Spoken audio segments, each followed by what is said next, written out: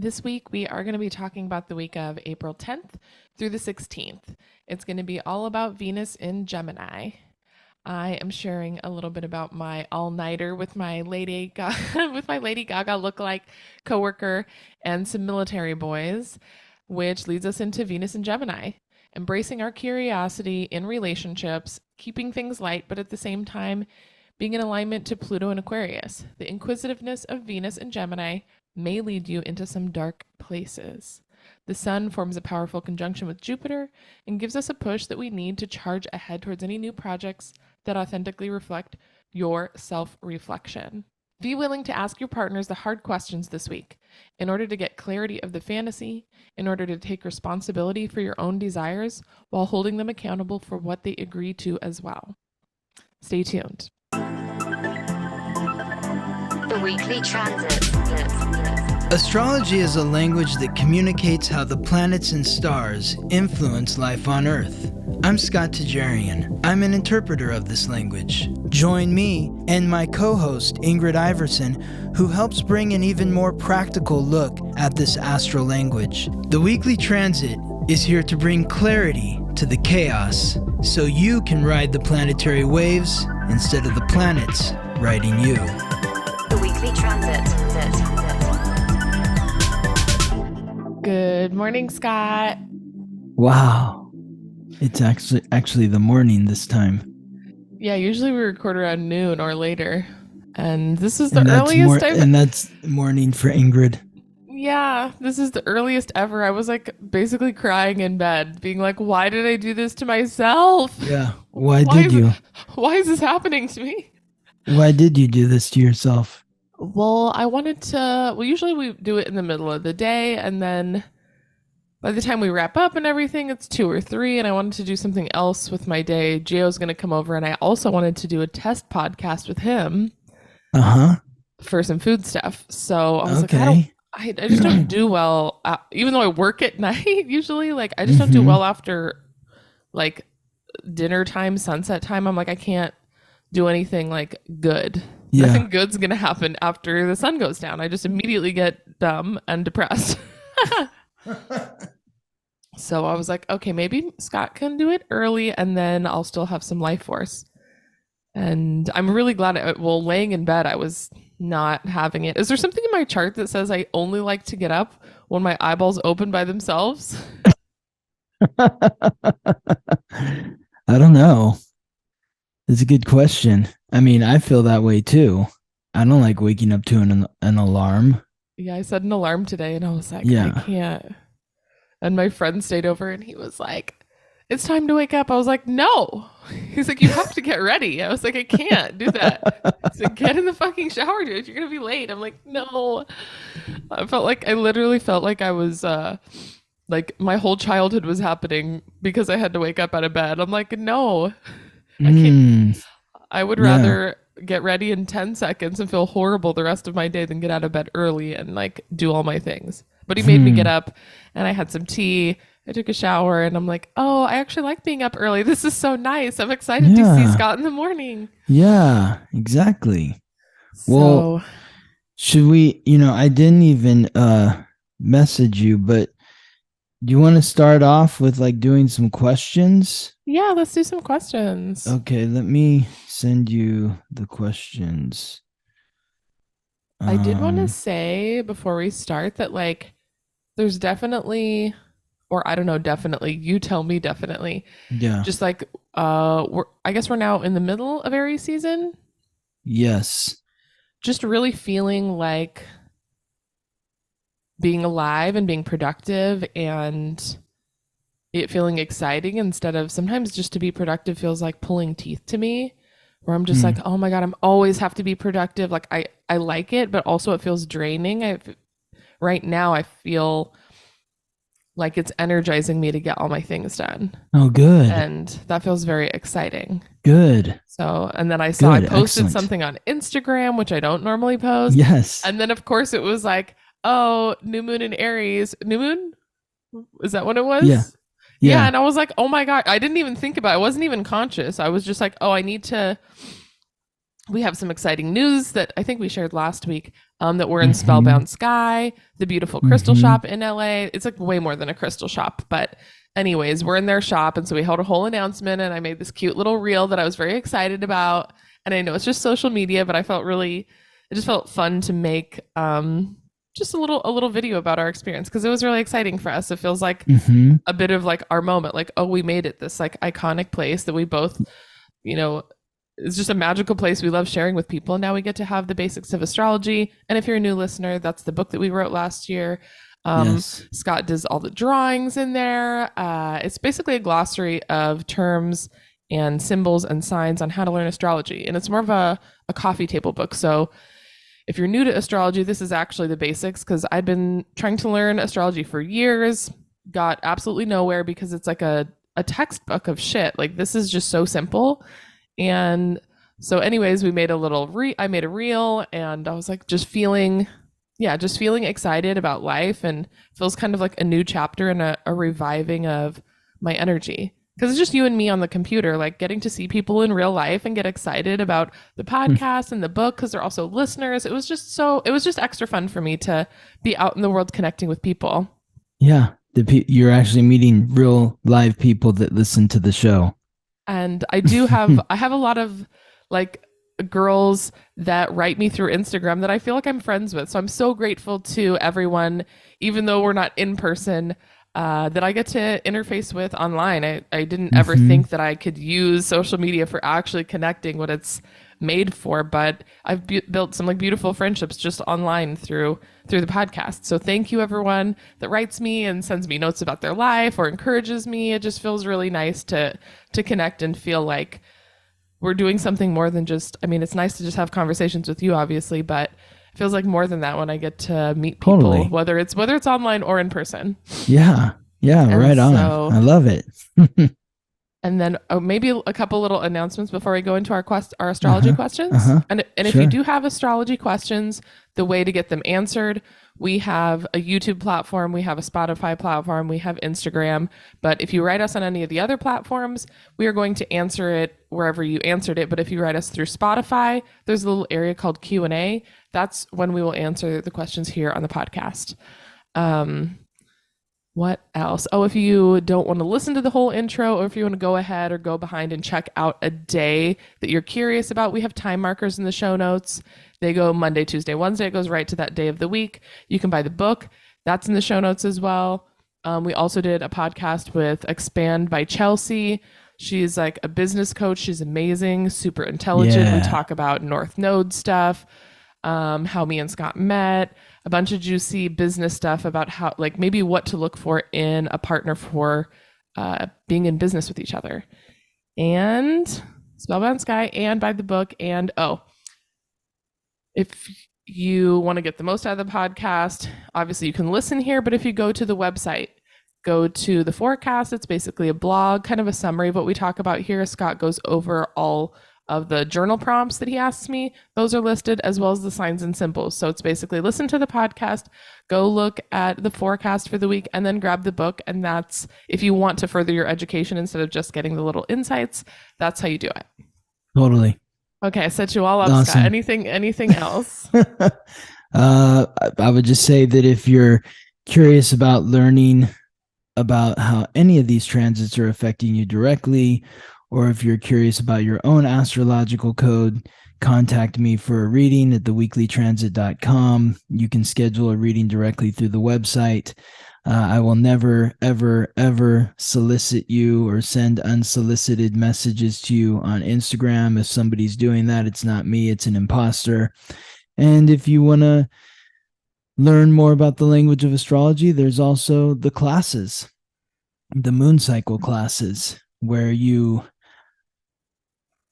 learn about how the current moon cycle is affecting you directly and how to work with the energy.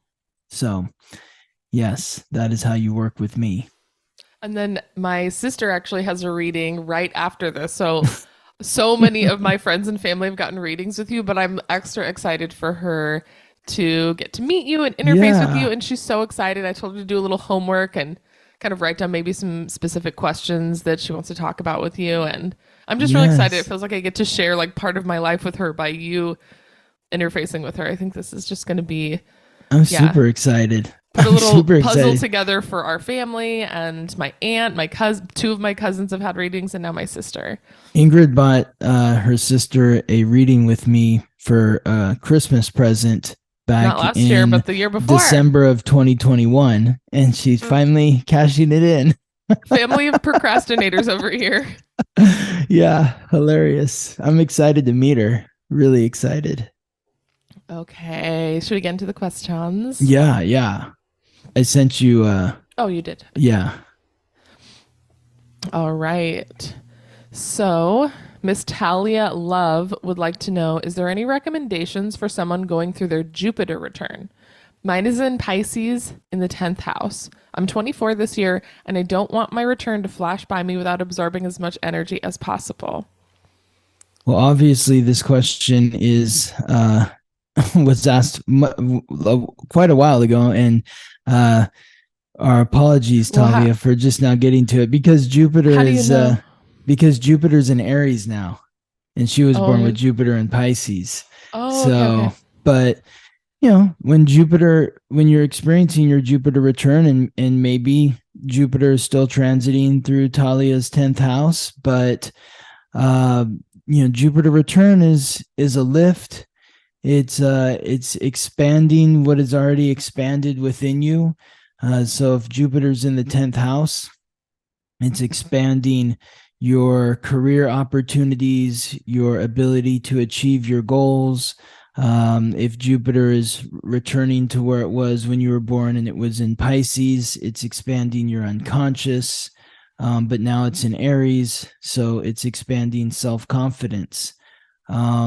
It's a time to really leap to that next stage, or really maybe dream about what's next.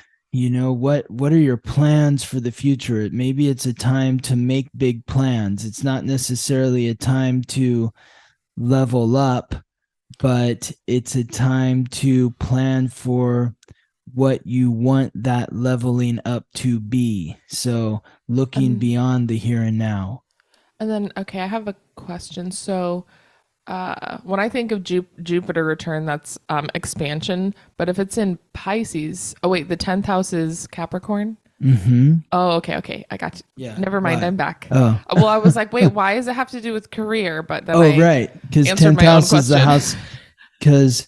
Because hold on a second, Ingrid. I want to show you something here. This is the 10th house is So I still have trouble with the order of the signs and the number, but usually if I hear the subject matter, I'm like, oh, he must be talking about Capricorn. But why is he talking about Capricorn? Because she said Pisces. But I was like, okay, put all the pieces together. It must be like, now that I know the language, even if I don't know all the pieces, sometimes I can piece it together in like an alternate route where I'm like, whether it's an earth sign or a water sign or use some other clue to get me there. Because sometimes I have trouble with the houses.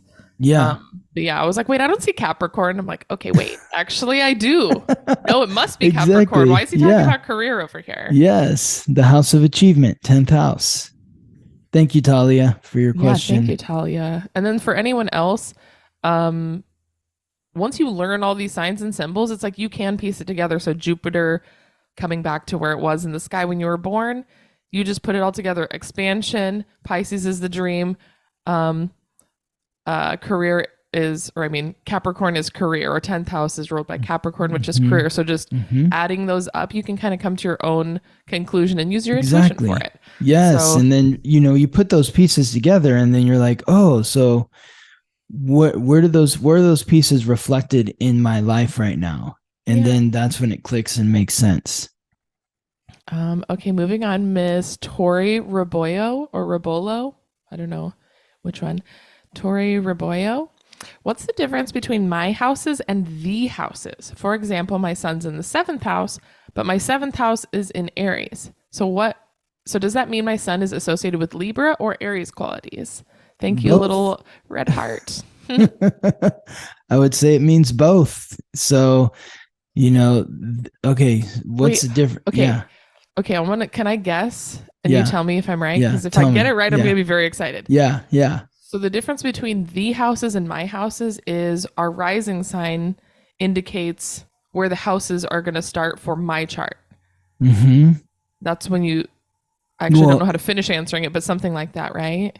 Yes. So when you're thinking about the houses, like in looking at the basics of astrology, the houses, like Ingrid was saying, wait, you're talking about achievement and goals and career, but oh, that's the 10th house. That's Capricorn. So the 10th house is associated with the 10th sign, which is Capricorn. So that is the 10th house is associated with the 10th sign, just like for for for Tori, the 7th house is associated with the 7th sign, which is Libra, but her 7th house is in Aries, which means, okay, so the theme of the 7th house being Libra, the sign Libra associated with the 7th house, the theme of Libra is relationships. That's why the 7th house is the house of marriage. So if you're born with Aries in the 7th house, that means that you are somebody who is looking for a partner who is very courageous, very confident. You might be very quick to act in relationship. You might be quick to partner with somebody. So Tori's born with the sun in the 7th house in Aries. That means that, she has this kind of dual identity where on one hand, she is very independent and, thinking about herself and what she needs to feel satisfied. But at the same time, she also wants to be in partnership. So she wants to be in partnership, but she also wants to kind of be on her own within the partnership. Which seems, when you say it, it sounds like a bit stressful, but at the same time, I think, there's a little piece of all of that in us where we're like, we want the safety and security and comfort of something, but we also want our fucking freedom. So, like, there can be a balance of finding the right partner for you that allows you to have both without it being stressful. Because some people won't allow that. Maybe that's more their attachment issues, but when you have a partner that fits with you, you're going to be able to tap into both of those and it's not going to be a problem. And learning about communication and communicating that to your partner what you actually need would be very helpful as well if you're struggling with those two parts of yourself and then wondering what the fuck is going on. Sometimes you need more, sometimes you need less. It's sometimes complicated for people that are born with Libra rising, Virgo rising, Scorpio rising, because their planets are in houses, they're in the signs that are opposite the house that they're in. So it's kind of like this split personality dichotomy. Opposing forces. Yeah, sure. So, the bottom line is Tori is very confident and courageous and thinking about herself and has a lot of self-love, but also wants a partner to match that energy. So that's how I view that. All right. Thank you, Miss Tori. We've got a question from Sherry Angel. She said, super curious what was happening in your chart when you had that rough travel day and surprising hotel experience. Yes. Awesome. Ooh, yes, tell us the juicy stuff. Well, yeah. So I looked into this, actually. I was curious to know. And then before you even start, if anyone hasn't listened to the episode, right. It was a couple weeks ago. Scott got flown out to Atlanta to do basically this woman's party where she was hosting an event. She wanted Scott to give all these mini readings to her friends. And so he got flown out there, but he showed up to his hotel after crazy Uber stuff. The lady didn't come for an hour and a half driving in circles around the airport. Takes him to the hotel. He goes to the room. It's not his room. He goes to another room. It lets him in, and there's a woman sleeping in the bed. So he has to sneak out and tell the... I walked into somebody else's room. Luckily, she was sleeping and not awake and didn't wake up when I walked in there. I could tell that the TV was on because she was kind of illuminated, and I saw her sleeping there. I was like, oh my God, and left. Yeah, But it it was just, was. yeah, a stack of like Uber there's just 1,000 different weirdo Yeah, things and it was happening like that 2 in the morning, 2:30 in the morning or something. It was quite a journey, quite an adventure. So what was happening in my chart was the moon was opposing my Mars. So yeah, okay. Moon was opposing my Mars and sextile my Uranus. I was So going to say Uranus has to be in yes, there because that's exactly. The unexpected. unexpected. Okay. Yes. And the moon is the home and comfort and emotions, and Mars is agitating, its aggression. So the moon opposing my Mars created that agitation, and then the connection to Uranus in a sextile created something unexpected. Now, if it was squaring my Uranus instead of sextile, maybe she would have woken up and, and freaked out, and it would have been a much bigger issue than it actually was. But thankfully, it was just the sextile, so I was able to get out of there with any disruption, and I'm sure the woman at the front desk, it was very glad that the woman in the room didn't wake up either, because that would have been she would have been in big trouble for that. So but then the ascendant, yes, yeah, so like the sign that was rising on the horizon at that point was actually conjunct with my Neptune. So my Neptune was at the point of where the horizon was at that point in time, and Neptune is confusion. And there was definitely some confusion because it took me like 4 times to finally get into my room. Um, Fourth and time's a charm. yeah, yeah, exactly. So, and then Neptune was also conjunct my moon. The transiting Neptune was conjunct my moon. So confusion with home. So confusion, unexpectedness, some agitation. Yeah, it makes a lot of sense. Thank you, Sherry, for listening Yes. and for asking some fun questions about Scott. Should we do one more question or? Sure. Okay, so I have one from Annie Beck. Yeah. She said, "Hey, y'all are the shit. Finally, an astro forecast that has visual learning aids and practical applications to everyday life. Yay! Yes. Thank you, Yes. Annie." She said, "Born with Chiron in retrograde in the 10th house in Taurus. Insight, Okay. please." Yeah. Okay. So, Chiron's the wound and the ancient wisdom that is unlocked through healing that wound. And Taurus is the sign that represents the material, your self-worth, what you value.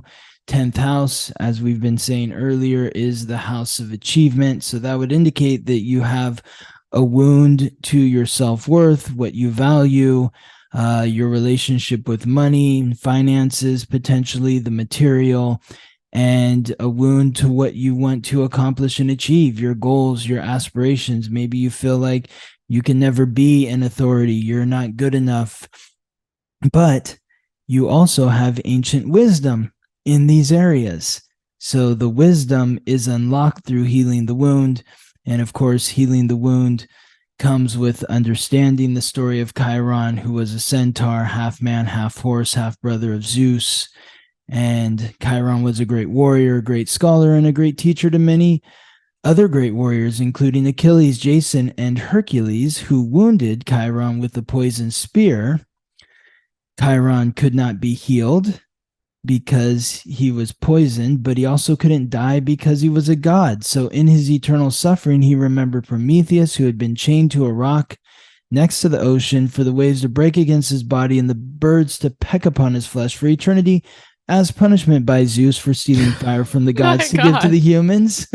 So Chiron, in his infinite wisdom, remembered Prometheus and said, "We both don't need to suffer. I will accept his punishment." And in doing so, Zeus was so moved by his brother's act of compassion that he eased his suffering by transforming him into the constellation of Sagittarius, which is symbolized by the centaur or archer. So what that means for you, Annie, is even though you have a wound to your self-worth and what you value, your relationship with money, finance, the material, your relationship to authority, yourself as an authority, what you want to accomplish and achieve. You also have ancient wisdom in these areas as well, which can be unlocked by following the example of Chiron, by helping others heal who have a wound similar to yours. Because what happens is when you see your wound in another and you share with them the story of your pain and suffering, you'll shock them because they don't see you for your wound. They see somebody who has probably got their life together from their perspective, even if you don't feel that way, and somebody who is very valued and a bright shining light. But when they hear you tell that story to them of your pain and suffering, it will help them realize that, wow, well, if Annie's been through what she's been through and is still the amazing person that I see her before me right now, then I too can heal my wound and reach my full potential as a human being. And when you see that recognition within the other person, it will help you heal, because you'll come to understand that if it wasn't for the pain and suffering you experienced, you wouldn't be able to help the other person that you're helping right now. And that's how you transmute the wound to wisdom. That's beautiful. These Greek, is that Greek mythology? Yes. The Greek mythology is pretty fucking brutal. Like, their examples are so extreme, but it does make it very apparent to when you translate it into current day stuff, it still really applies. Mm-hmm. Exactly. I love hearing these stories. It's a very dramatic story, but it's dramatic so that, yeah, exactly. So that you remember, so it makes an impression upon you and you can apply it to your life. Thank you, Scott. That was beautiful. I love how you know all the mythology and history behind all these things. Thank you, Ingrid. Yeah, well, thank you, everyone. Thank you, Annie, for that question. These are all beautiful. I learned so much from getting all these new questions as well. And before we get into the week, would you like to thank our sponsors, Scott? Yes, let's thank the sponsors. We'd like to thank Jessica, Kendra, Larry, Jasmine, Brenna, Barbara, Grace, Janelle, Vincent and Michelle, Clarissa, Nicole, Aline, Cassie, Merdinas, Brooke, Ricky, Amaranth, Libby, Annie, Amber, Stephanie, Deborah, Haley, Janine, Carrie, and Catherine. Thank you. Thank you all so much for supporting the podcast. We appreciate each and every one of you. It allows us to spend more time doing what we love, sharing the planets and stars with you. If you'd like to donate to the podcast, you can go to the show notes. You can donate $1, $5, or $10 a month. And if you want to support in other ways, you can share the podcast with your friends. You can rate us what are they called? Stars? 5 stars on any of the platforms. You can buy the book. You can write a review on Amazon on the book. What else? I think that's it. Okay, beautiful. Would you like to take us into the week? I don't know if I have I didn't send myself, hold on one second. I didn't send myself the alignments. Oh, yeah. You can go ahead and get started now. Okay. Okay. So this is the week of April the 10th through the 16th. Oh, man. I wanted to give you the new format, but I didn't finish it. God damn. Oh, that's okay. Next time. Okay. Next time. All in due time, Ingrid. It will all be in the right time.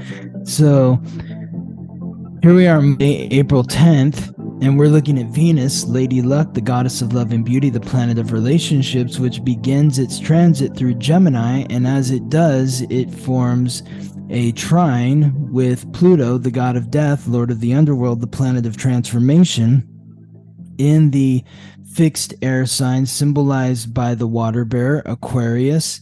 Venus in the mutable air sign symbolized by the twins, Gemini. So this is something that's going to be occurring over the next couple of months with Pluto here in Aquarius. Is every time a sign moves into an air sign or a fixed sign, it's going to make an immediate alignment with Pluto. So some big shifts happening here with relationships, thinking about Venus, the planet of relationships in Gemini, which is the twins. the twins are there's two of them. So it's the duality of life. So this is an opportunity to really be spontaneous in your relationships. Okay. Go left when you might have gone right. Experience the duality of relationships. There needs to be variety in your relationships right at this point in time. If you're somebody who's in a committed relationship, you want to maybe spice things up a little bit and do things a little different than you had before, rather than sticking to the norm, because there is a proclivity to boredom in relationships during this period. And with the alignment to Pluto, there are some major transformations maybe occurring to relationships, specifically relationships within the community or the group context. So a couple things come to mind. One is curiosity, which I think when you say that, and like lightness, which when you were saying like go left when you would go right, I think there's like the lightness of allowing yourself to do things that maybe you would be curious about, but maybe too scared to tap into. Yeah. And then also just for my own life, I'm like, I have a partner that I spend time with that feels like romantic, but I also go on a lot of other like dates that are like food dates. One of my friends, I think he kind of has a crush on me, but he's dating some other in a committed relationship. And he was like, oh, we should go on like a secret date. I'm like, we can go out to eat because we like eating. You don't have, like, you're allowed to go eat with people. Like, I never want to be in a relationship where I can't, like, I feel like I have a lot of romantic food dates with other people, whether it's guys or girls. Even when I go visit my best friend, her partner's like, oh my gosh, I feel like I'm visiting you guys. Like, I want to come along for one of the dates. Like, you know, I feel like I have a fuller life in the community because maybe I feel a little less traditional. And someone else said something recently about going out to eat. I'm like, you can go out to eat with anyone. It doesn't have to be a romantic date. We don't have to go on a secret date. I'm going to tell my partner that I'm going to dinner with a friend. Like, that's not a big deal. Even when I was like with my ex for years, he would be like, you need to go on food dates, like invite Geo. Like, he's like, make friends with everyone where you can go eat food with other people that love it. And I have a guy from work that takes me out to fancy dinners and we're just friends and he loves eating with me. And that's not a secret. Like, I want to go on adventurous dates with people that inspire me and make me feel alive. And it doesn't have to be anything other than like keeping the curiosity and fun alive. It's not like threatening to your relationship. I'm not going to go fuck these people. Like, we're just sharing, we're having like an intimate experience still, but it doesn't have to be romantic necessarily to keep your romantic relationship alive, because you're being fulfilled in the community in other ways that one person cannot give you. Fantastic examples, Ingrid. I love, it's keeping it light. Gemini's light. It's not about getting serious. It's about learning a little bit about a lot. It's about, seeing what it's like to hang out with this person, seeing what it's like to hang out with that person. It's not about getting serious and deep and dark and, and yeah, those there's no sorts of things. Scorpio here. Yeah, exactly. So, but Pluto is the planet that rules Scorpio. So there is that Scorpio influence. Ooh. So maybe there is something that draws you into the underworld, perhaps. We'll see, because there is some deep transformative energy occurring here with the alignment to Pluto. So I don't know. I have one more example just recently that I feel like I don't normally stay up super late, even though usually when I get home from the club, it's like 5 a.m. I get in the bathtub, I don't do anything. Me and one of the girls that I don't really know from the club, she invited me for an after hours event. She was like, hey, I'm going to entertain these people. Do you want to come with me? And normally I would say no every time, but this girl's energy is like electric. She's very Lady Gaga, kind of androgynous, but super beautiful. Like, she's an alien. I don't even know what she is. She's just has this very like Leo, playful, exciting energy that's captivating to me. So I ended up going with her out till 7 a.m. Instead of feeling tired, I was like, I have to go home because I have to do stuff tomorrow, but I didn't even feel tired because I felt so energized. My neighbor was having like a birthday party for like, they're all like DJs and stuff. I don't even know what that world is. They were like, he has these fancy speakers and he has a giant record collection. He texts me 7 a.m. when I'm on my way home from this after event and was like, you should stop by. It was my friend's birthday. We're still like playing music. And I was like, I'll stop by for 5 minutes because I like this person and I've been trying to build a friendship with them. I'm like, it's literally next door. I'll go say hi. I stayed up all night, had a couple of beers, had fucking pizza. Then like my friend invited me. And so this is now the next day. I haven't slept. I don't even feel like, I was like, they were like, do you want to walk and get a beer at the corner store at noon? And I was like, you know what? I will. I never do stuff like this. It felt fun to be in like new company, kind of new energy. And then I went and met my friend for like a burger after that. They texted me, they're like, hey, do you want to come here? I'm like, I literally haven't slept. I never do stuff like this, but all of this fun, light, like curiosity, like in the community felt, I didn't even feel tired. Like I took a nap for 2 hours and then I had like a fun day. I cooked food and I was like, then the next day I felt so energized from all of these just excitement and lightness that I like went through all my clothes, like did a bunch of house stuff. And I was like, oh, I needed a day off to be fun and light and experience what it means to have like a day in the community, just exploring, running around, feeling like, I don't know, it just somehow felt so nurturing to me to have that. When did you finally crash?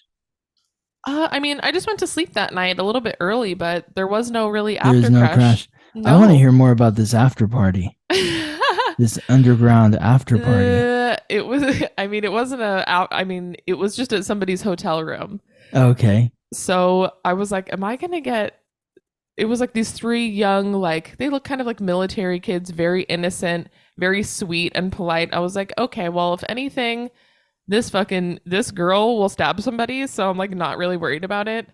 Like, she's like literally nuts. We get there. She has fucking 4 suitcases she's making this guy carry. She has like a boom box with lights coming off of it. She has sparkly cowboy boots. She's got like a veil of gems over her head. She looks like straight out of some sort of like almost like a drag event. I don't even know what was happening. So me and her just like danced. She makes these crazy like homemade whips of like feather boas. I don't know what it was.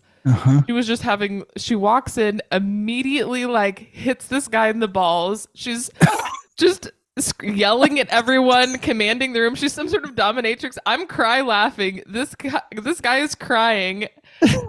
I'm just like, what is happening? But we just ended up like giving a couple dances, really, but really just talking to them, being silly, like just running around playing like kids basically, and got paid for it. And they had like the time of their life. They've never experienced anything like it. It was just so ridiculous. Wait, these guys were in the military? Uh-huh. 2 of them were from San Diego and one of them lives here and he was sober. So wow. It was just wow. I'm like, I should have taken pictures. It was a really fun night for me too. Like, this girl just made everything fun. I'm like, yeah, I want to go. You're going to pay me to go hang out with you? Yes, please. That's awesome. So see, I mean, maybe it's something like this Venus trine Pluto. I mean, it's a trine. It's an air connection. That indicates a flow, something positive, the community, the underground, the nightlife of the community, curiosity, relationships. It's kind of a fun, wild energy, but it's happening on a Monday night. So, who knows what actually is going on. Be open to it. It was a Saturday night or Friday night, but still, like, I was out of the norm. And yeah, it carried into the, like, feeling into the energy instead of being like, oh, maybe the next day, if I wouldn't have gone, I would have been like, oh man, I missed out. Like, then I would have gotten the text in the middle of the night from my neighbor and been like, oh my God, I never do anything. All I do is work and sit at home. Like, I need to it's energizing, yes. in moderation, to tap into that fun, just playful, like whatever happens, I'm going to do it type of energy. Venus in Gemini is stimulating. It's meant to stimulate your relationship vibe, stimulate the senses. Venus is in Gemini from April 10th to May 7th. The last time Venus was in Gemini was June 22nd to July 17th, 2022. The time before that was May 8th to June 2nd, 2021. So think back to those dates for clues on what could be in store for you this time around. And for those that were born with key astrological points in Virgo, key astrological points or planets in Virgo or Pisces, there could be challenges with relationships during these dates. So just be mindful of that. All right, moving on to Tuesday, April 11th.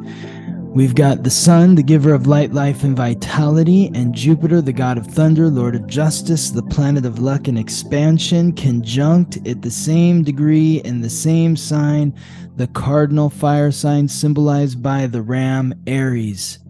Very, very powerful alignment here. This is like the beginning of a new cycle where the Sun is getting a lift from Jupiter. Jupiter is being cleansed by the light of the Sun. Ooh. This is a new time to really step forward, take that leap into the next thing, that make the big plans that you want to make that are gonna make you feel confident, courageous, and authentically yourself. This is an alignment of big self-love, big self-expression. Again, confidence, courage, authenticity. Think back, the last time that the Sun was conjunct with Jupiter was in Pisces on March 5th of last year. So that was expanding the dream, the unconscious in a big way. This is taking that dream and bringing it out, expressing it, lighting the fuse, sparking the fire. The next conjunction with the Sun and Jupiter is May 18th of next year. So it's like the big dream that you had last year. Now you're sparking it and the fire's being lit, the kiln, so to speak. And then by next year, hopefully it's coming into form and you can actually touch it, taste it, feel it. I think That's what this is about. Like I said, that Instagram post that I posted, Mm-hmm. and then this, even just sharing about going to this after party hotel room thing. Those are both things before that I probably wouldn't post. Like the Instagram post was about like doing the splits or whatever, but it was at work, and I feel still like, even though I'm not scared, maybe consciously, I think unconsciously sharing these things makes me feel very vulnerable. Like this other part of myself, where I'm gonna feel judged in some way. So the more I tap into it, where I'm like, okay, I'm gonna share a little piece of my world with people, the more it feels really good. So just, Yeah. that was like the new moon in Aries energy. I'm like, okay, maybe that's like a sign for tapping into just being my full authentic self and not being scared. Like even sometimes I'm like, oh, maybe I shouldn't tell this person or that person like this thing about myself. Like especially in like the club world, I'll keep like some of those things like more secret, because I feel like maybe also this girl that I was friends with that I'm no longer friends with, and I was saying I had like a bit of PTSD because it felt very relationship energy. Mm-hmm. I couldn't tell her anything about the club because it was always a thing. Maybe there's just some leftover shit from her that I'm kind of healing from, because I don't want to lose, or like damage a relationship with somebody I'm close with because of sharing these things. Well, I saw your Instagram post and it had said that you'd posted it 3 hours ago when I saw it, and there were like 32 comments. I was like, oh my God, like what a response. Yeah, it was really fun. And I think I'm going to have some flexibility dates with some friends, even some of the girls from the podcast. So I think I do better in community, and I'm really realizing that. Hello, what have I been telling you? You're an 11th house north node. Remember when you were remember when you were like, what's community? I don't know what community means. I feel like I was saying that for the first year and a half, 2 years of even knowing you. I'm like, I don't get it. And now it just gives me a level of accountability that sometimes I can't give for myself because I like showing up for people, and it feels more exciting to like even just I used to always stay the night at my partner's house, and now he comes here more often, and I'm like, "Oh my god, I love sharing my space." Like Mm-hmm. this feels like I want to take care of my space more cuz you're coming over, Geo comes over, like now that you're not coming here, I'm like, "Oh no. My house is going to fall apart because like I have no reason. Like it would be nice if I could be accountable for myself, but I feel like those moments are few and far between. Like I don't know, I probably have a mood disorder or whatever, but an exhaustion, but like having some sort of external energy helps keep me stimulated and excited instead of feeling drained. Like I think that's very important to be, yeah, just be reaching out to my community and doing fun things. That actually fills me up. Like that night I didn't sleep all night and I was like, wow, that was fun. Like it's not even I didn't even get super fucked up or anything. I didn't even have a drink. I had one shot at 5 in the morning. I was Mm-hmm. totally sober until I had a beer like when I got home at like 7:30 in the morning. Like I don't even need it's not even about like partying. It was just about the Yeah. community that filled me up. Yes. And when you post what you posted, I mean, that takes a lot of courage. And then you see the response that you get from the community, you recognize that you're being lifted up. People, the community wants to see you being courageous. I even Whether one of the it's, girls that yeah. commented is like a girl I used to babysit when I was a kid. I was like, for some reason that just felt extra fun. I was like, oh my god. That's hilarious. Awesome. Awesome, Ingrid. I love that you're seeing this and you're embracing your courageous nature and expressing it in the community. I love it. It's so great to see. Thank you for always encouraging me. Of course, you're welcome. The best cheerleader. Yes, happy to be. So, Wednesday, April 12th, we've got Mars, the god of war, the planet of action, aggression, and conflict, in the cardinal water sign, symbolized by the crab, Cancer, opposing the moon, the planetary ruler of Cancer, in the cardinal earth sign, symbolized by the goat, Capricorn, the sign which Mars is exalted in. So the moon is in a sign where Mars is powerful, and Mars is in a sign where the moon is powerful. So they're in this sort of opposite expression here, maybe a little uncomfortable because of the opposition, but also because of the power exchange. Mars in Cancer is churning up a lot from the past, your roots, your upbringing, your childhood, the ones who raised and nurtured you, and your ancestors. It's maybe creating conflicts within your home life or your family life that are stirring up the past because there's something from the past that you need to reconcile. And the moon in Capricorn is touching upon the emotions and what you need to achieve in order to feel satisfied emotionally. So, in order to accomplish and achieve what you want to achieve to satisfy your emotions, you need to reconcile with the past. In order to reconcile with the past, you have to have the courage to face whatever has happened in your past that needs to be faced in order for you to elevate to that next level of achievement. Yeah, I see how it's complementary, but also kind of difficult. It's like we need to be taking action to get to achieve whatever we want to achieve, but yeah, maybe doing some healing work around our past, so we can actually get there. Some sort of maybe emotional baggage could be holding us back from being able to feel light enough to like move forward. Mm.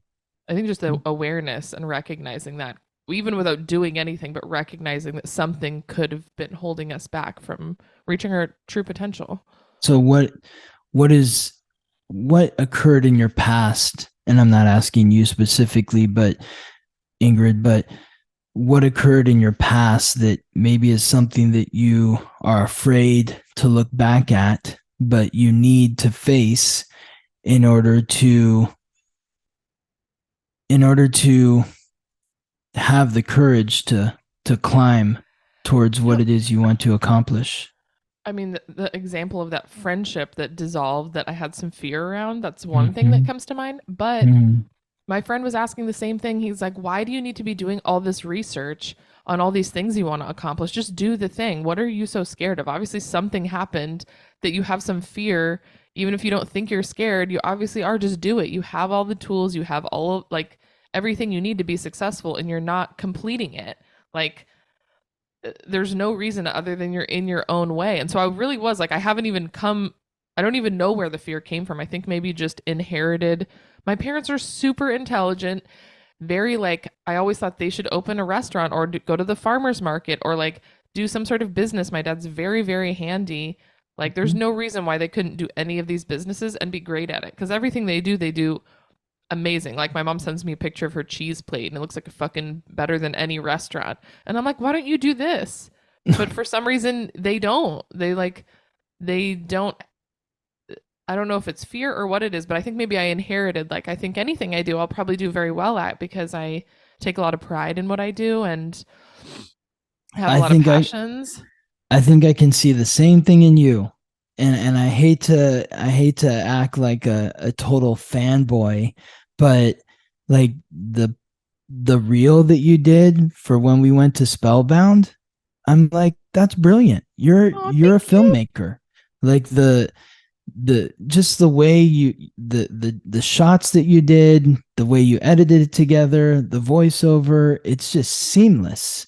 And the Thank music you. you chose, I mean, I was like, Ingrid, you're a filmmaker. Like, you make this look so easy. So you have gifts. It makes me think of your mom and the cheese plate that looks better than the restaurant. It's like you're making films that are better than people that are probably getting paid to make films.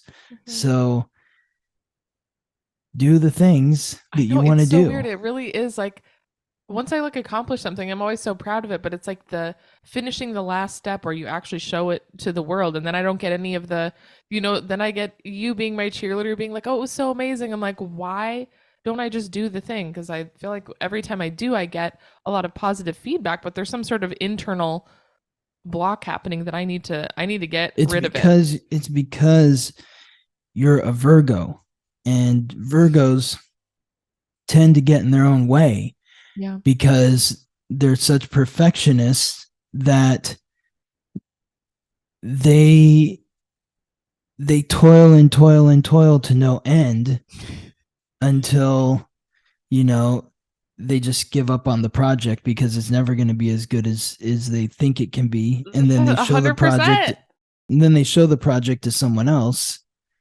and whoever they show it to is like, holy shit, this is amazing, you're a genius.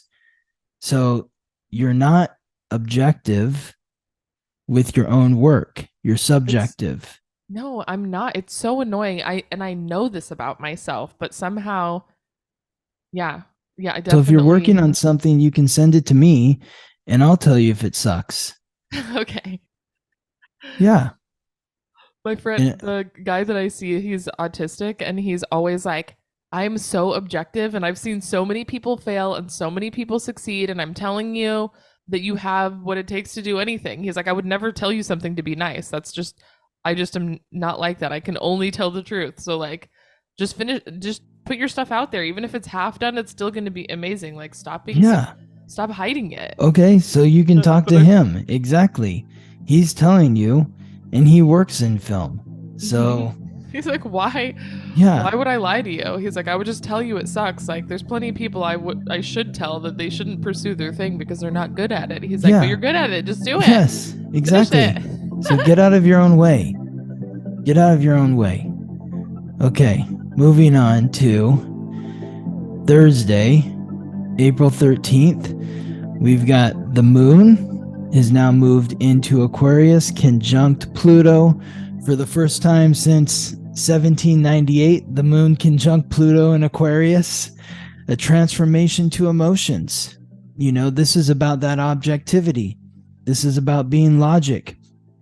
This is about looking at what you're feeling and getting to the facts of everything rather than letting your emotions get mixed up in it.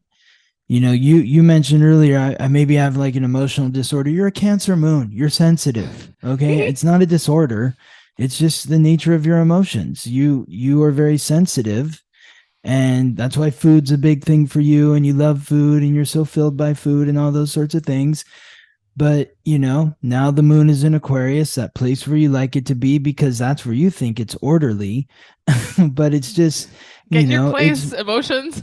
it's just being more logical about the emotions, and this is giving everyone an opportunity to maybe transform some of their feelings in a way where they can be more objective as to why they're feeling the way that they're feeling by taking the feelings out of the feelings.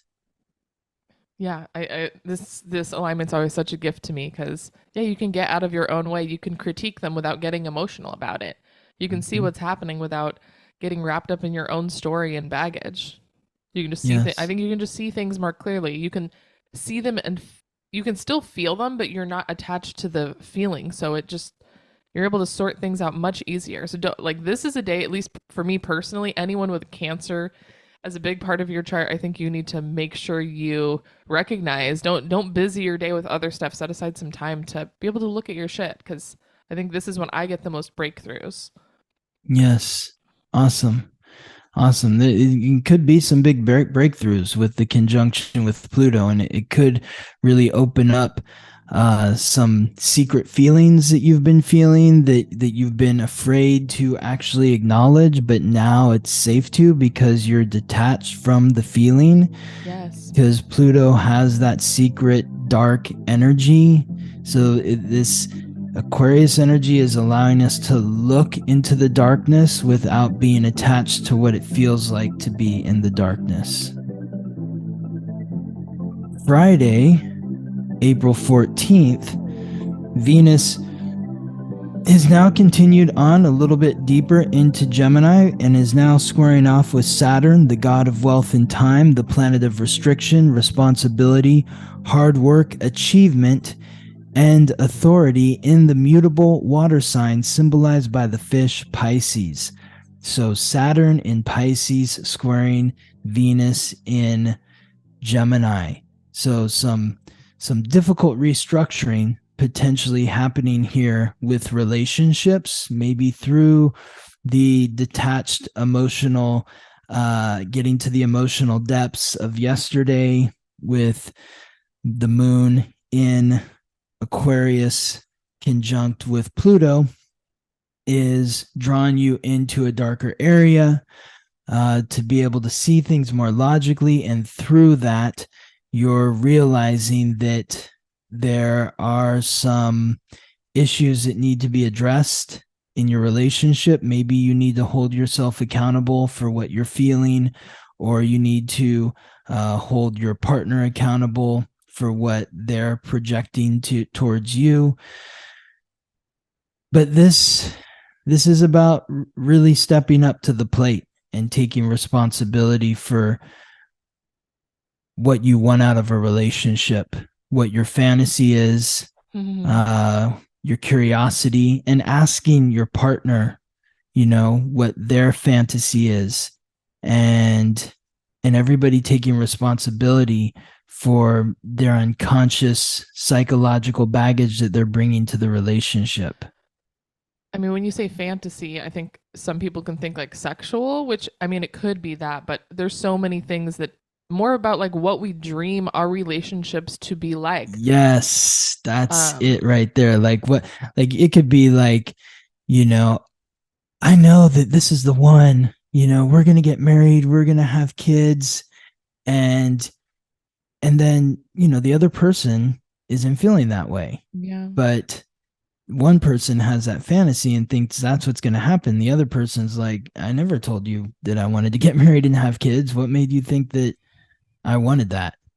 I think that the curiosity, especially in like a new relationship, being curious about their dreams and their like what they feel like is important to them for a relationship is a kind of like a lot of the times we go in, we don't talk about that, or we do talk about it and we're like, oh, well, they'll change for us. Once this happens, then everything will shift. And it's like, that's a Yeah. fantasy. That is a Yes, fantasy. They're going to exactly.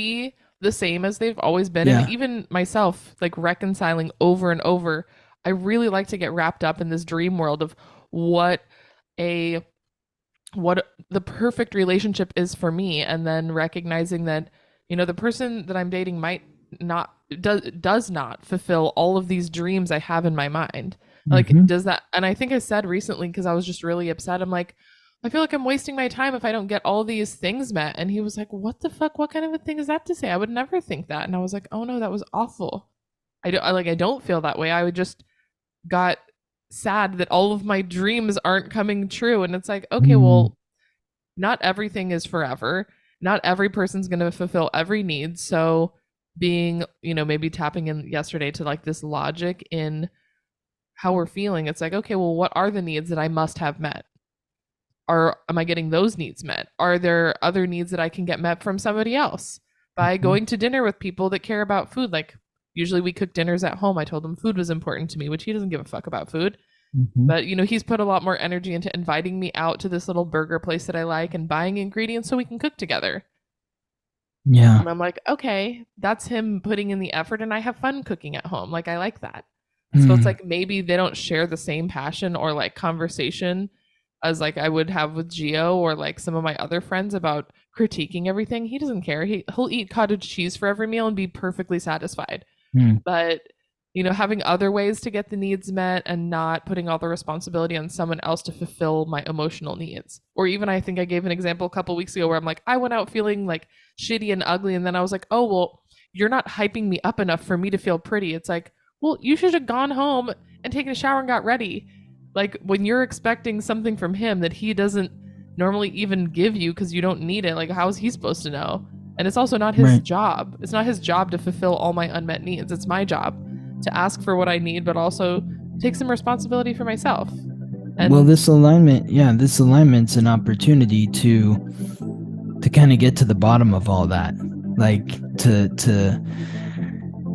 clear through the clouds. And it may be difficult because when you're asking these questions, you may find out that your partner doesn't want the same things that you want.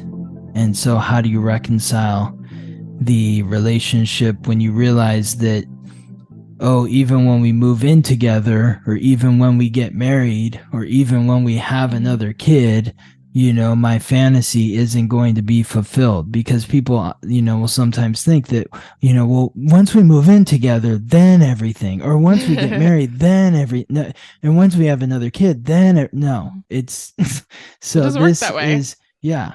So this is the opportunity to ask some of those hard questions and get the facts that maybe are going to crash the dream.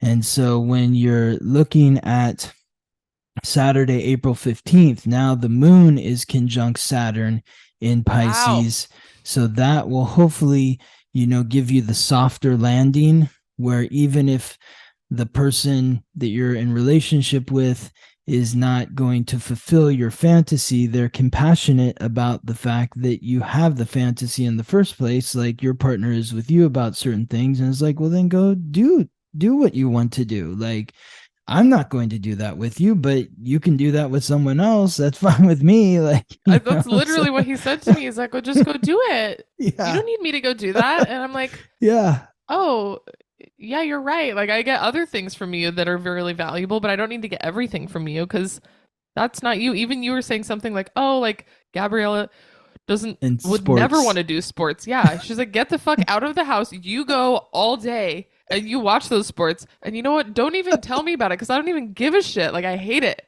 So Yeah, like, have as much exactly. fun as you want without me, and I'm gonna be so happy for you that Yeah, you got to do something that exactly. you loved. Exactly. That's it. And I think the That's it. maybe the older I get, the more I recognize it's really up to ourselves to make ourselves happy, and a partner is a bonus Yes.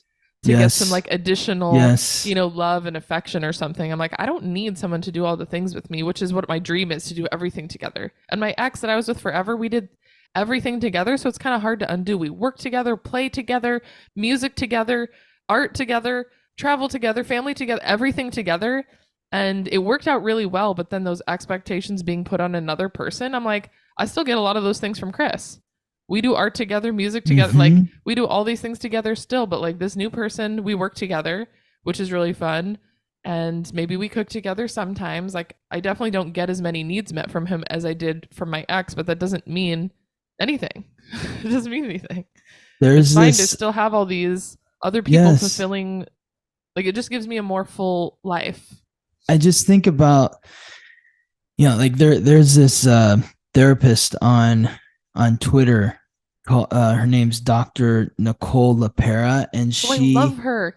she's been posting these like tweets about like relationships in pop culture, like films and TV and that sort of stuff. And the way she lays it out is just like how dysfunctional they are, and what you were saying there about you realizing that you're responsible for your own happiness and it's not someone else responsible for making you happy. It makes me think of that movie Jerry Maguire with Tom Cruise and Renee Zellweger when he comes into the room. It was a big thing. You were probably too young, but like when like in the early 2000s, it was this line where he comes in and he's like, "You complete me." And it's like, that is the most codependent, terrible thing to say. Like, I don't want a partner that completes me. I want to be complete. And I want a partner that's complete. And together we make magic.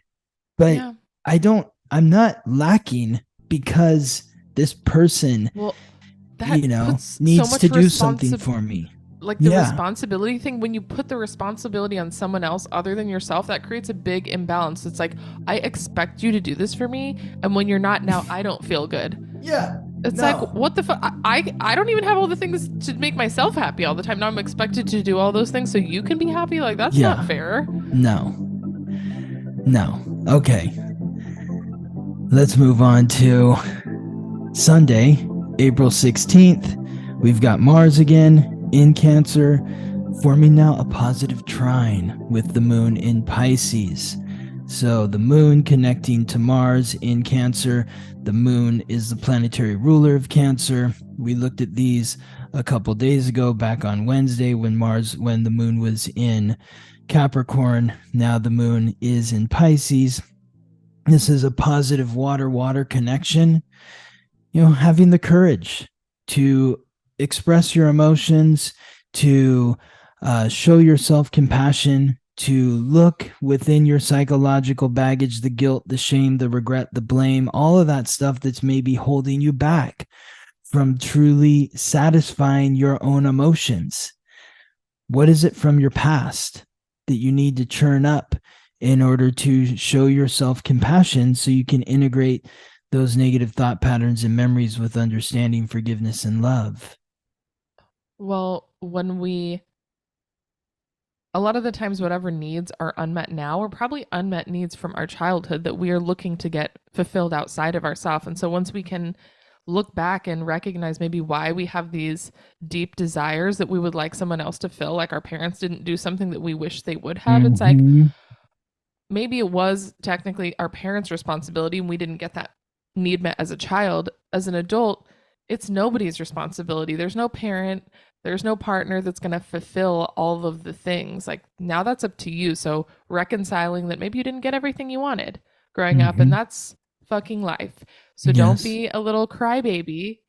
Recognize it and transform it. Like, I feel like I forever was like, I used to be mad at my parents for not doing all of the things. And then maybe in my early 20s, I had like a big awakening where I was like, oh, they were just fucking struggling. And now, like, how are they supposed to give me everything I needed when they didn't have everything they needed? And then their parents didn't have everything they needed. It's like reconciling that, healing the wound to your past, even maybe generationally, so you can move forward and take action to do those things for yourself. Be nurturing to yourself and heal yourself. Yes. Taking care of yourself the way that you wish your parents took care of you, rather than blaming them for not doing a better job. They were doing the best that they could, most likely. Even when they were the doing shitty ones. Yeah, totally. It's like no one's, I mean, maybe some people are doing it on purpose, but most of the time it's like everyone's just hanging on by a thread, guys. Yeah. So they probably gave you everything that they could. And maybe that was not very much. Yeah. I just listened to this podcast from Theo Vaughn. He's like a stand-up comedian that I love, but he has a big podcast and he interviews all kinds of people. It could be comedians, it could be musicians, it could be like some like cop that he met at the store, like whoever, but he always asks really deep questions and they always get really like personal. One of the guys he just interviewed was Logic, who I guess I've heard of, but I don't know him.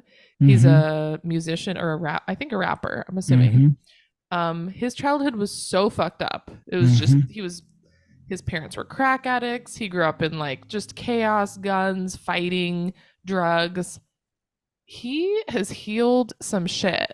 Like, and he's very grateful and he recognized all of these things from his past and he did something different so he can have a nice family life, which I feel like you can go either way when you have these pasts. You can repeat the same issues or you can recognize that you don't want to do what they did. And also he's very compassionate about his parents. He's like, I'm not talking shit about them. Like, these are just facts that happened to me and I'm just sharing them. But like, I don't have any animosity. Like, they were just fucked up. Like, amazing.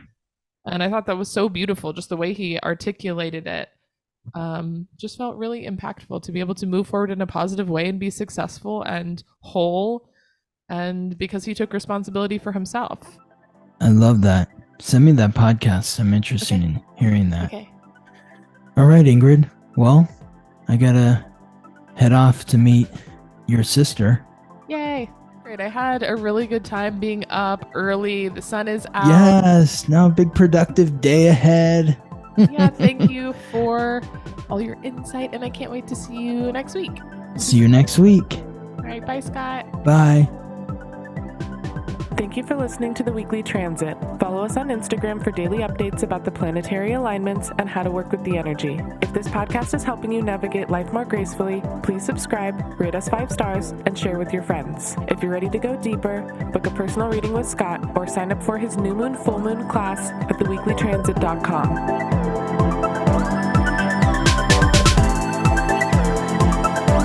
The Weekly Transit.